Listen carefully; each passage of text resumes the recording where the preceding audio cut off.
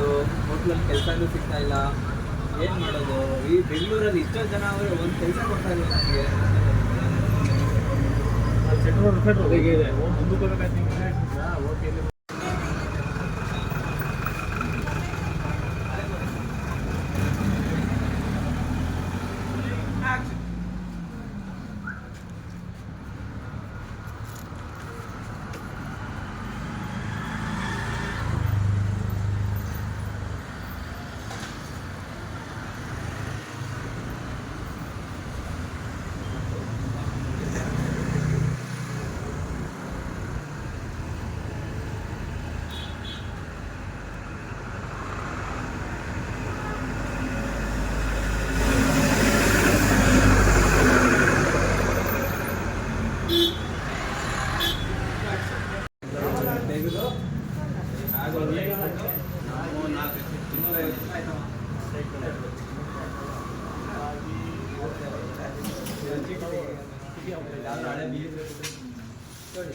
ಹಳೆ